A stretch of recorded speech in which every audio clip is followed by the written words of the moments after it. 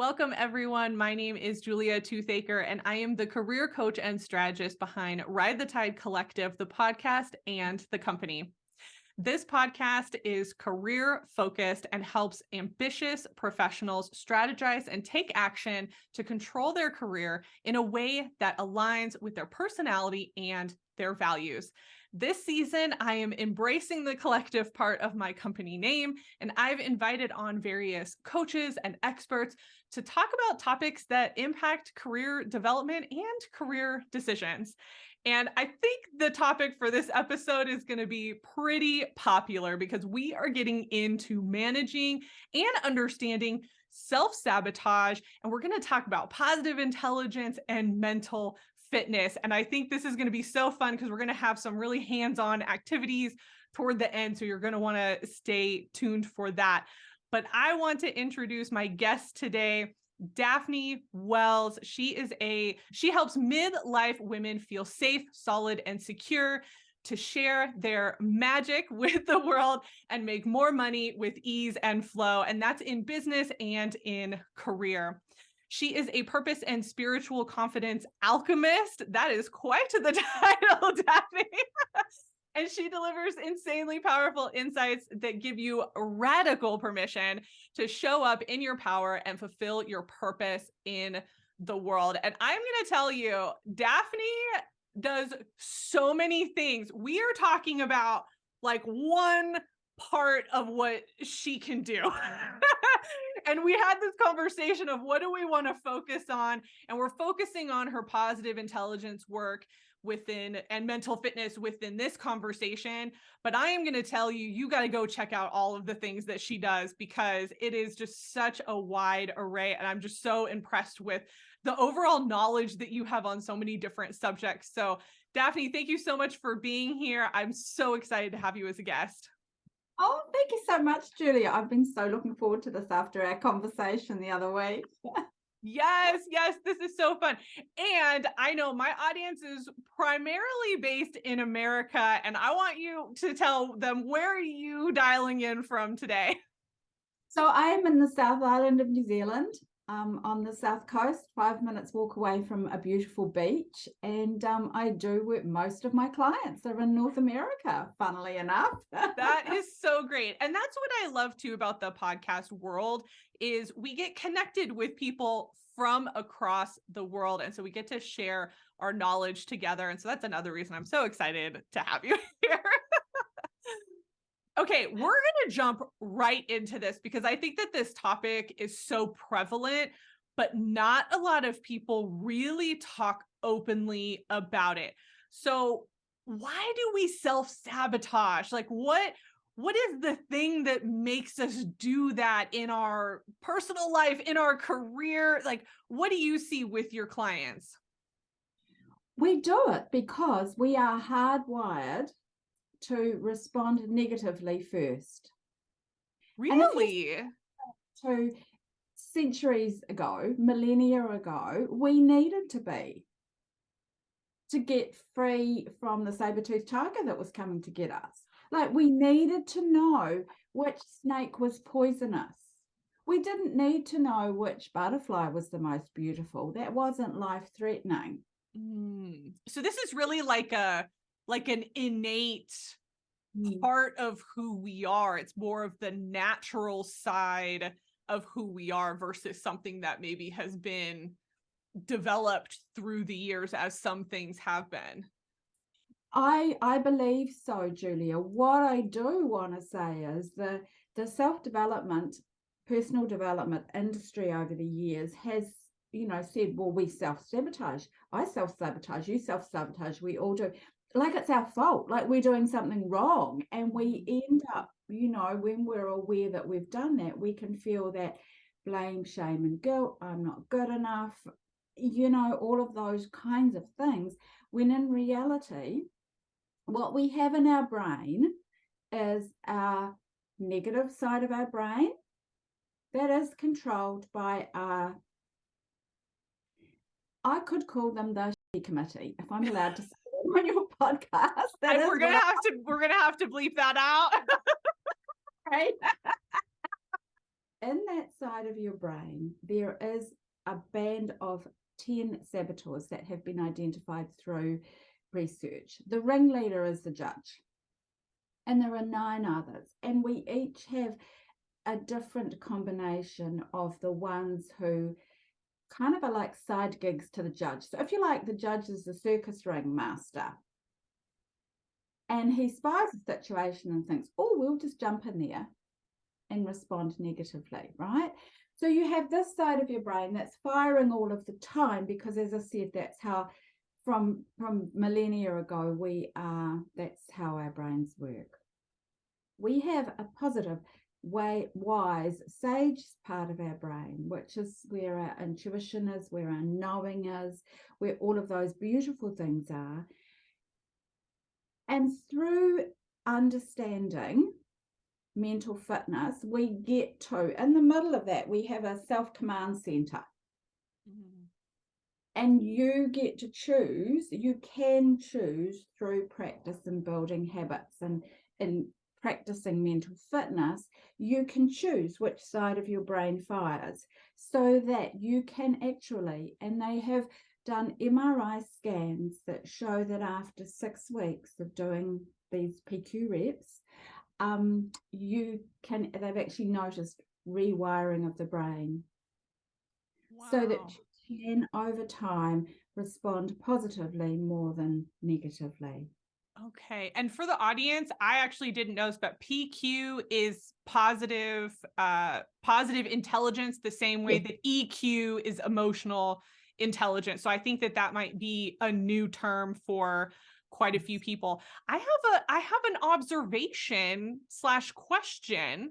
So you said that the judge is the one that kind of rules essentially, and is almost that like natural place that we go to. Is that why when we give feedback to people, they tend, like, I feel like most people's natural tendency is to really internalize feedback, even if they're prepared to hear it? Is it because of that?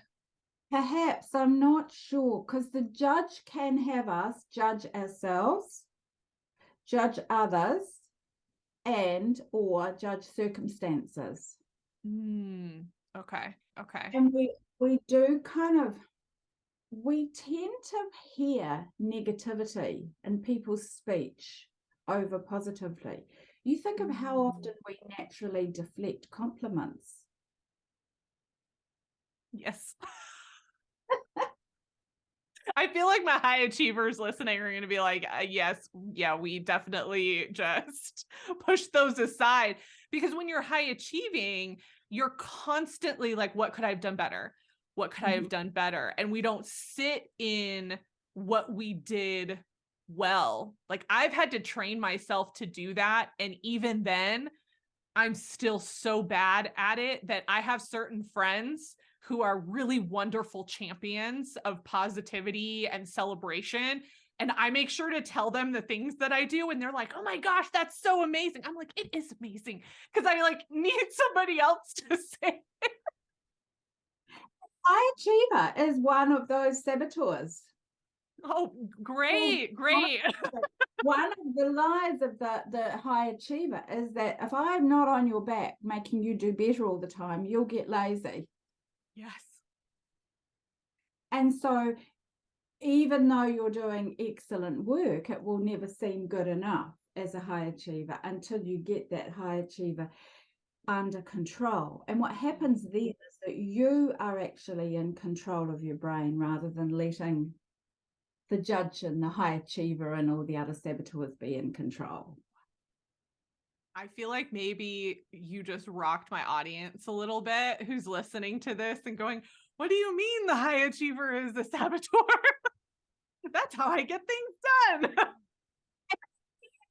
We've been indoctrinated to believe that it's good to be a high achiever. You think about, we get praise at school when we get an A or a really high mark in something. We don't necessarily get praised for the effort we've put in and for our creativity in that. It's just, well, did we achieve really highly? Did we pass? Did we pass well? Right. Oh my gosh. I'm having like an epiphany as we are talking. Also, just for those who are listening, because I'm pretty sure my audience knows now, like I am a high achiever, I'm a high producer, high performer, all of that. And as you're saying that the high achiever is a saboteur, my eyes started twitching. Like my body had a physical reaction to you saying that, because I think that if I had to guess, it hits really at the core of how I identify myself. And so when that identification comes with a negative sentiment, it's like, oh, I mean, I know there are negatives to being a high achiever. Absolutely. Like we're working through all of them. But I think to hear it in that context and feel my body have a reaction to that, I'm like, oh, what does that mean? We probably need to unpack that. We haven't got time for that on this call. No, not on this call. That not everything about their saboteurs is bad. You know, we need a little bit, like we do need some high achiever to help us want to do better. Otherwise, we'd be content with not doing very well at anything, wouldn't we? So, you know, I'm not saying that's all bad. I'm saying when you let that control you, and as you said earlier, not acknowledge when you have done really well and not appreciate that about yourself, then it becomes a saboteur, because you're constantly on that treadmill of doing more and doing better and still feeling like it's never enough. Well, and really in the reaction that I just had, I feel like that could even be a form of self-sabotage, because I'm looking at that classification and immediately going, oh my gosh, it's negative. And now I'm viewing it as negative versus being in the middle of it. So how quickly my mind went to that naturally. Now that we're having this conversation, I'm so aware. Yeah, because it naturally went to the negative side of, well, what am I going to do if I'm not a high achiever? You know? I mean, okay, for those of you listening or watching this, I mean, you're seeing this play out in real life right now. This is not, we did not plan this conversation at all. This is me having a moment. Being really vulnerable. Yeah, but I think that's important, because high achievers mask so much of how we're feeling. And I would even argue to say we try not to feel, because the more that we feel, the more that it impacts and kind of impacts the production that we can do. And so I know that that's something I've worked on, you know, the last couple of years, is like, you know, understanding how to feel the feelings, all of that. And I think that's part of that balance. Yeah. Giving space for the feelings and honoring them, because they are really important. And that's an area too that, you know, the more that you choose to be in control of what's going on in your brain through mental fitness and positive intelligence, the more you also increase and expand your emotional intelligence, which we know is a really important factor in living a holistic life, right? Yeah. Not all about IQ like we were taught it was, that intellectual intelligence. Yes. Okay. I'd love you to talk a little bit more about positive intelligence, because I think that one, not a lot of people know about it, but we see movements such as like Gallup's strengths and all of that trying to come out and really impact like the positive psychology arm of psychology, to try to shift some of our thinking to be more positive, to focus on, you know, what we're good at and all of that. Can you like give a little bit more of an overview for positive intelligence and like what that is versus emotional intelligence and IQ and all of that? So positive intelligence has been formulated, if you like, by some experts who've done years and years and years of research. This is not my baby per se. I'm I help people with it. It's a modality that I've learned and acquired. So positive intelligence, I love that you brought that positive psychology in. Positive intelligence is a mix of positive psychology, cognitive behavioral psychology. I'm looking at notes here to make sure I get these terms right. Neuroscience and performance science, and it brings it all together beautifully. Okay. I Because think that's really helpful to understand that it encompasses so many different aspects to pull that together to get that understanding and knowledge. it pulls it all together, as I say, through years of research, through working with thousands of individuals, both business owners and employees, right? At all levels, all areas of employment and business. Mm-hmm. And what they found is that only 20% of individuals ever reach their peak performance. Wow. And when you through mental fitness, expand and increase your positive intelligence, you get to be in that 20%. Wow. And for me, when I first was introduced to positive intelligence, mental fitness, I was like, another tool to put in my tool belt, you know?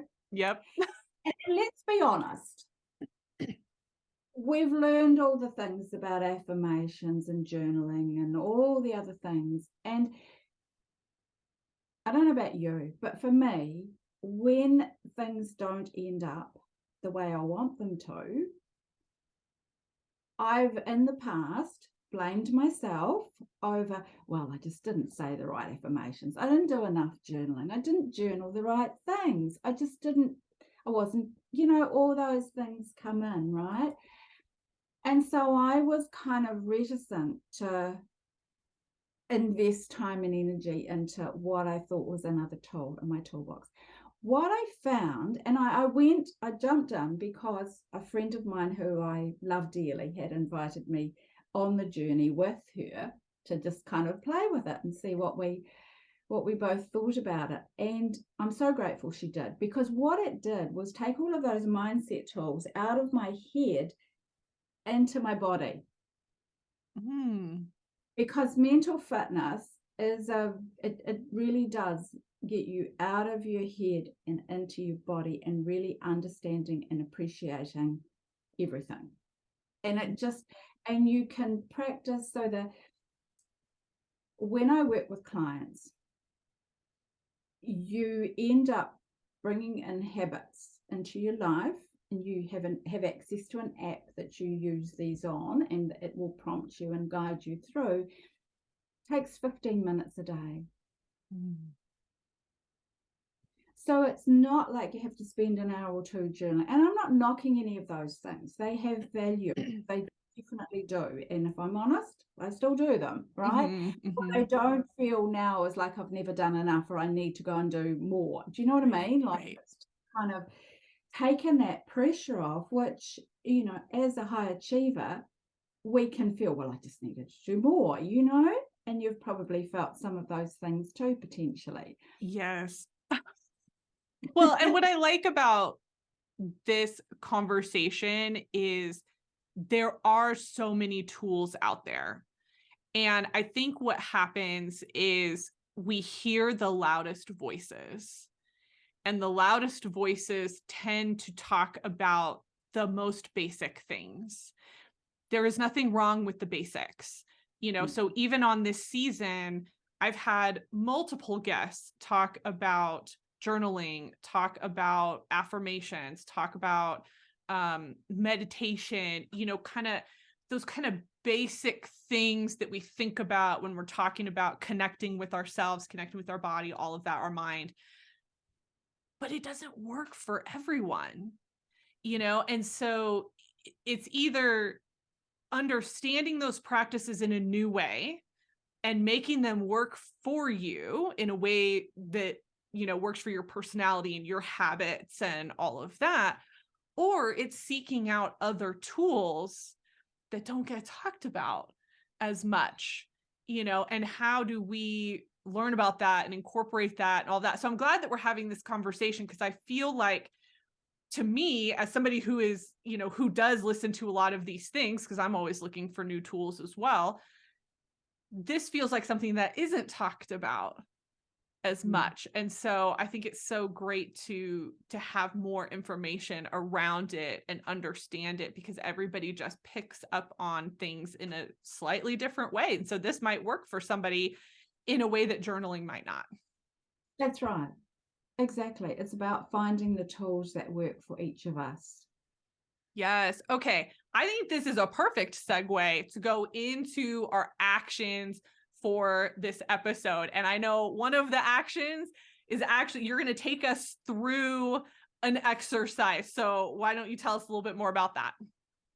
Okay. So imagine that you are in a stressful situation, about to go into one. You take a moment, you close your eyes, and you rub 2 fingertips together. So your thumb and any one of your fingers. And focus on that with such a depth of focus that you can feel the ridges of your fingerprints.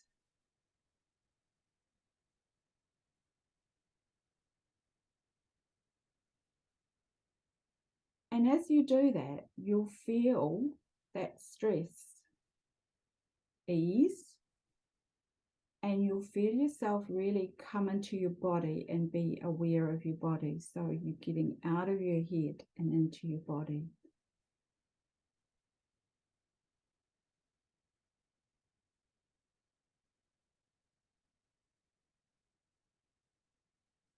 And that's a really simple tool that you can do. Even, imagine you're going into that job interview for that promotion that you really want, and you're nervous. You could actually do that with your fingers on the table, on your lap. No one would know what you were doing. So good. With your eyes closed, or you can do it with them open. So you're stressed in a conversation. Maybe your boss has called you in, or as I said, you're in an interview and you're not quite sure how to answer a question. Just pause and do that. And it changes. It changes the way that your brain fires.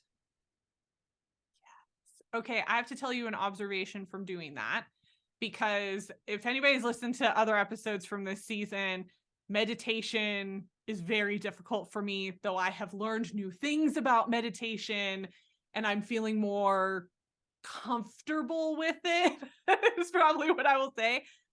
But that exercise, and I actually don't know that you could have even see my fingers, but I was rubbing them together.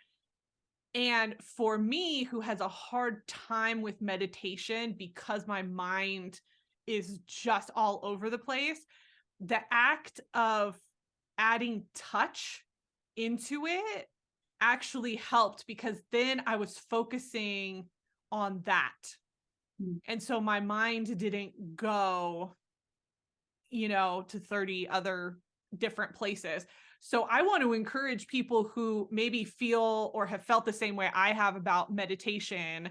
And if it's hard for you to do that, or it's not as comfortable, I think adding this exercise into that and just that little extra, I feel like that helps ground you in a totally different way.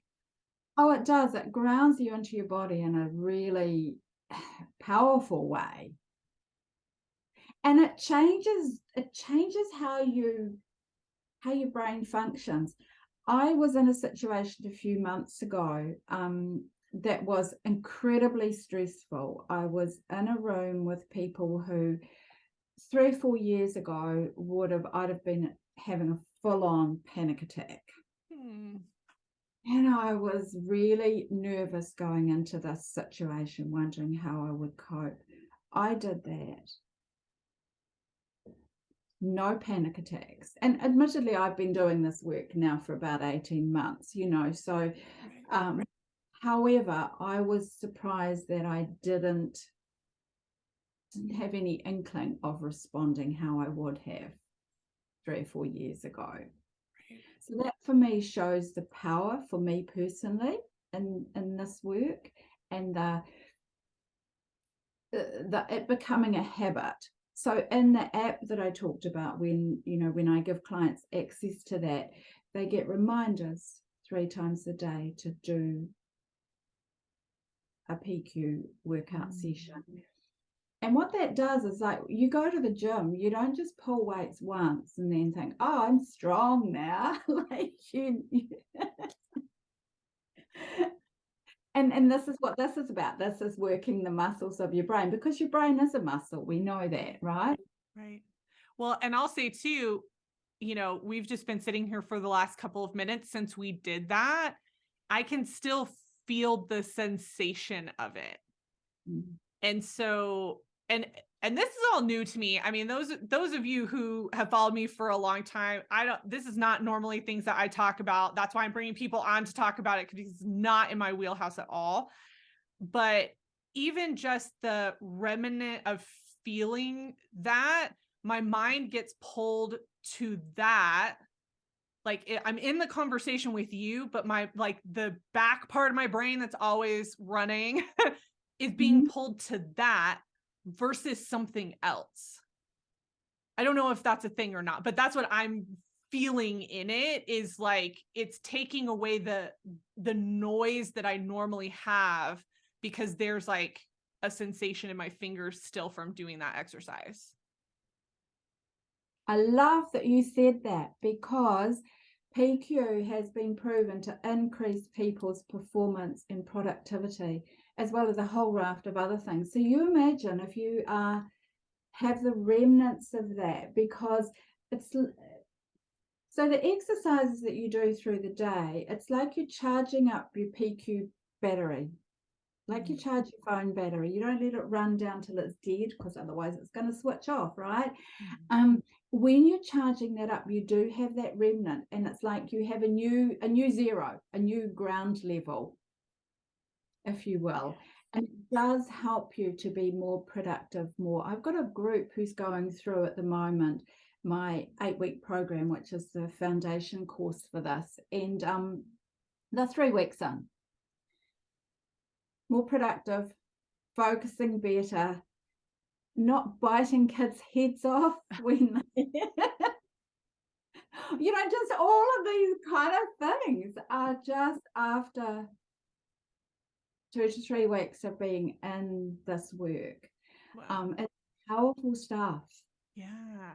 And just that being aware, being aware of when there is that gang of saboteurs, that you're not doing anything wrong. And so that notification, that little negative feeling that you get, is not a bad thing. It's like if you touch a hot stove, Right. it's hot. You need to know it's hot, because otherwise it's going to burn you. And then you have a choice in that instant. Are you going to leave your hand on the hot stove, or are you going to take it off? Yes. So this is action number 2, is that level of awareness that you have about what your brain is telling you. And I was reflecting as you were talking previously on a time when I was like really high stress, burnt out, all of that, because I would imagine I've got people listening who are sitting there going, this is some BS. Like, I'm not going to do this. I'm so tired. I'm so frustrated. I'm so burnt out. I'm not going to take time to do this. I will tell you, as somebody who has been in that space and reflecting on how I felt when I was in that frame of mind, something as simple as this to help just ground the energy, like the negative energy that was running through my body, probably would have done wonders for me at that time. So I want to like push back on my people who are like, this is like, I don't want to do this. This is weird. I get that. I get it. Like, I'm the first person that's like, this feels very unnatural, and it does feel unnatural, but the effects of it are I think, more impactful and will help you when you're in those like really high stress burnout seasons. And it's just one thing at a time, incorporating something that's just going to help get you back to normal. And knowing that it's a portable tool that you have with you all the time, that you can, I mean, yes, you can use the app when you have access to it and do all the other exercises, or you can simply rub your fingertips together in that stress and just bring yourself back into your body. Well, and it makes you, like, if we're talking about awareness, it makes you so aware of what's going on inside of you, and like, I didn't know when I was in it, I did not understand how bad it was because I had lived that way for so long that I thought that was normal. I thought that how I felt and how my body felt, all that, I'm like, this is just how I am. This is how I live. This is what my body does. Now that I'm out of that phase and I reflect back, I'm like, no, that was not good. And so sometimes, especially high achievers, where you're in this constant, like, go, do, achieve, you don't know what it's like to step back from that and just have like a really basic baseline for yourself. And so just that level of awareness and understanding that the anxiousness and the being tense in your body is not normal. And that burnout, that stress that you get there little over time. So you don't actually, as you say, you don't realize how bad it is until you come out the other side, which isn't always an easy journey. Nope. The more aware that we are of the signs that we're starting to get into it and we can do something about it. That repeating burnout used to be a part of my story as well. Well, it is a part of my story. It used to be a big part of my life. Right. Right. So let's talk about blame. That was something that came up in a previous conversation that you and I have. Can you talk a little bit about how that comes into this discussion as well? Yeah, so I kind of alluded earlier to that, we have been taught that we self-sabotage. We've been led to believe that. And these saboteurs in your brain are doing that. So when you can realize that it's not that you've done anything wrong or that you're not good enough or any of those things, that's how your brain is naturally wired until you choose to put in a little bit of effort. As I said, 15 minutes a day, to put in a little bit of effort to change that. And that, just that knowing that you're not a bad person. It is what it is. And as we said earlier, all of those saboteurs we need them a little bit for warning signs. What we don't need is them to be in control. So taking that blame away from yourself is really powerful from a confidence point of view. So that blame, of course, blaming yourself is what your saboteurs want you to believe, because then they get to be in control. And when you realize that and you kick back and say, no, you just be quiet. I'm doing this my way. Yes. Just to really take ownership of who you are and your skills and expertise and call them out. And the beautiful part about this work as well is that the more you get to know your own saboteurs and how they show up for you, the more you can call them out and say, no, don't you try and blame me for that. I'm not taking that on anymore. You sit down while I do this. Yes. Oh my gosh. I love that because I have so many clients and friends, honestly, and probably myself, who we've been doing so much work, right? We've been doing so much internal work on ourselves that what I see happening is almost an overuse of taking responsibility. it's like you look at a situation and immediately it's, okay, what could I have done different? I could have done this, I could have done that, I could have done that.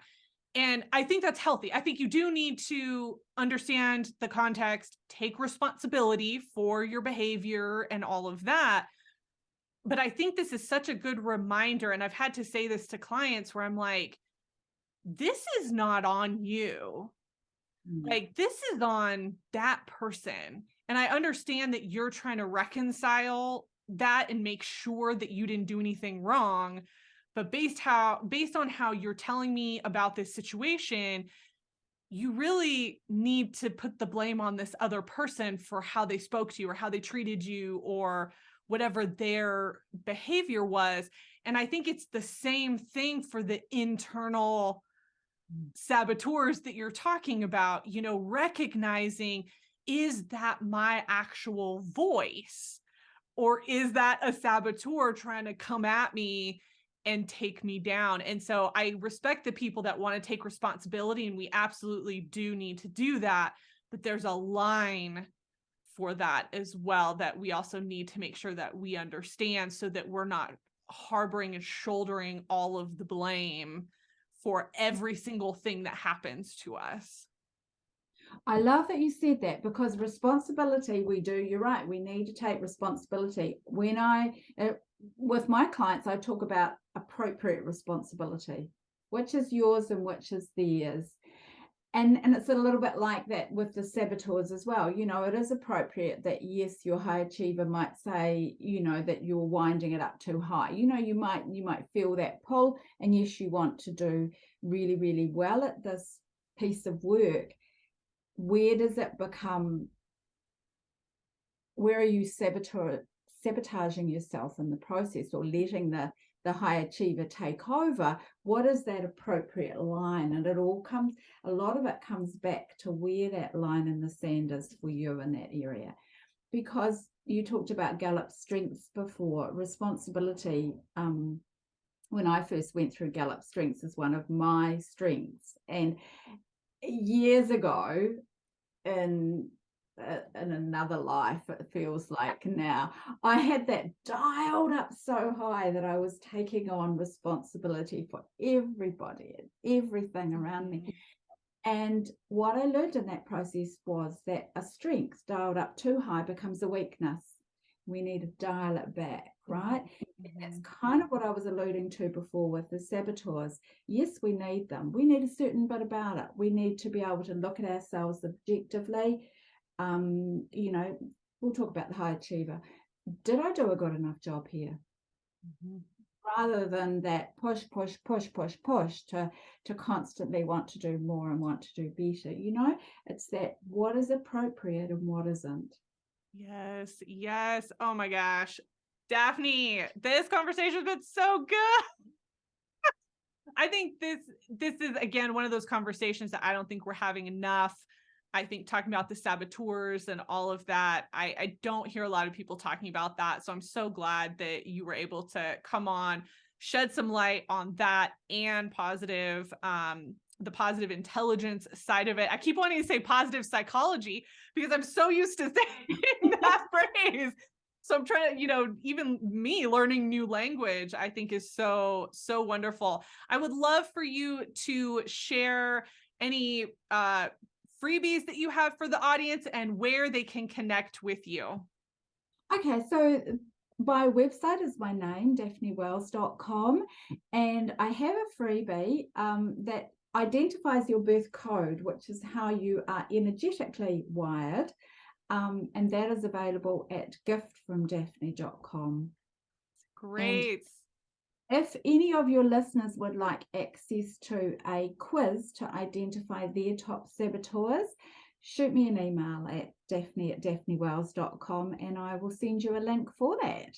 Awesome. That is so great. So I will have all of that linked into the show notes for this episode, the blog post for this episode, along with where people can connect with you on different social media outlets as well.